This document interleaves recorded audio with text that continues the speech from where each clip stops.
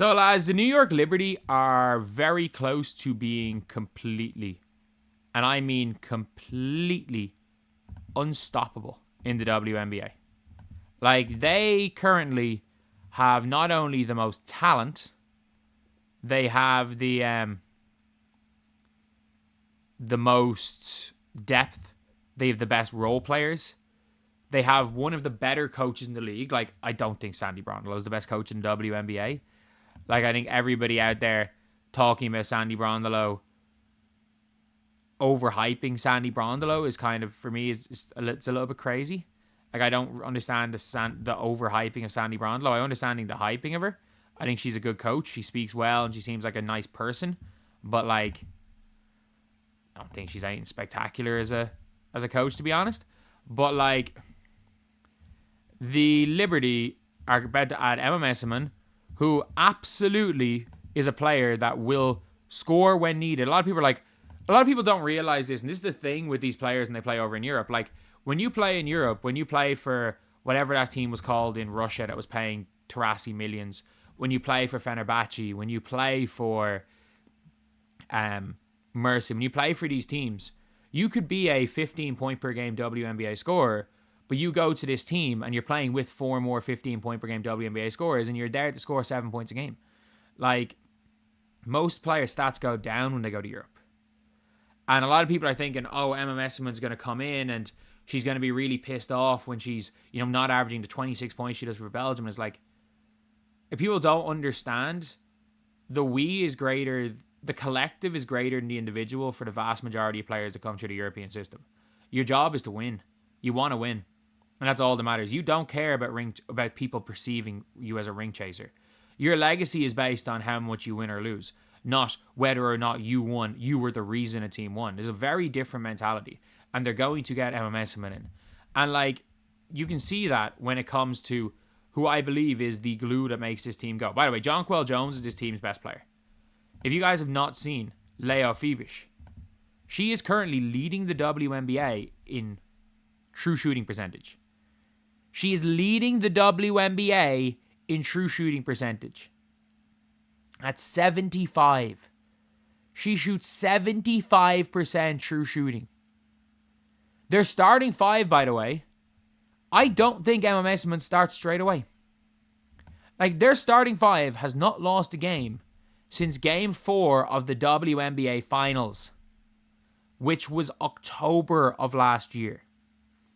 Their starting 5 has not lost a game since October. Like, it's mental. It is absolutely mental. Like, if you look at this game yesterday, they looked like they were going to be down. They were down and out.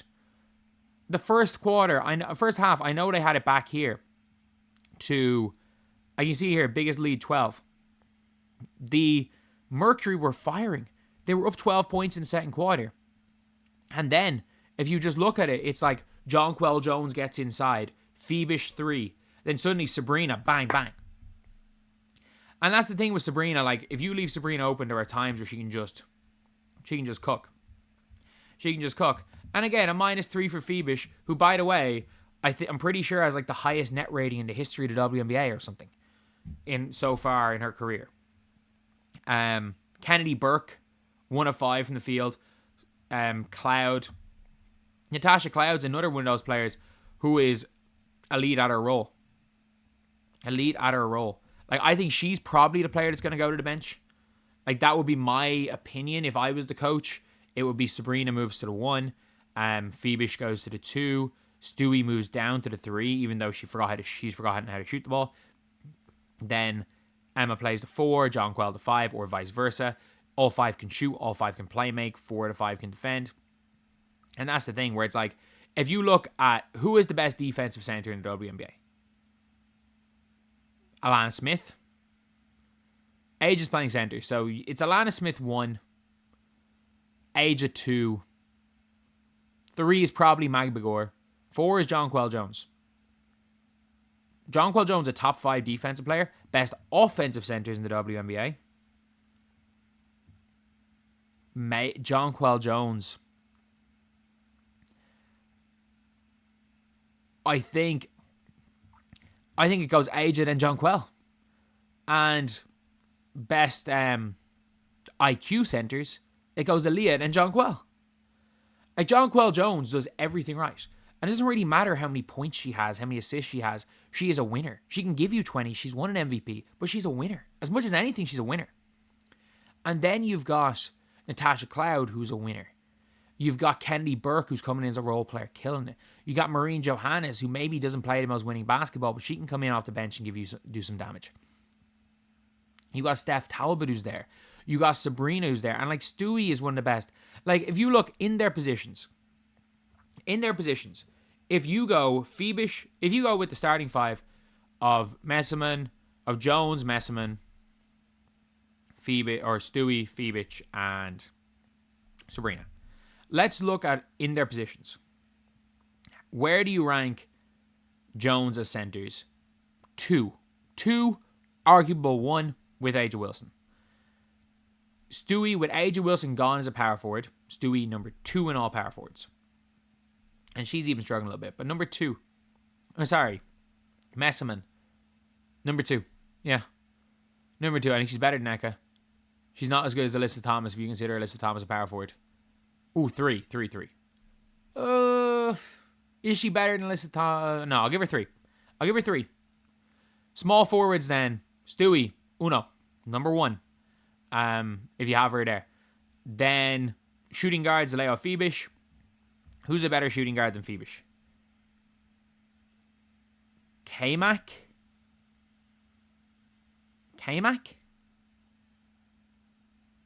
McBride? Is that it? Like, there's debates for this specific team. McBride. Kelsey Mitchell is a different type of shooting guard, as is Jackie Young. But for this specific team, Phoebish is better than every single one of them. Because they don't need more points. And Sabrina at the 1, considering Caitlin Clark's injured, maybe number 1.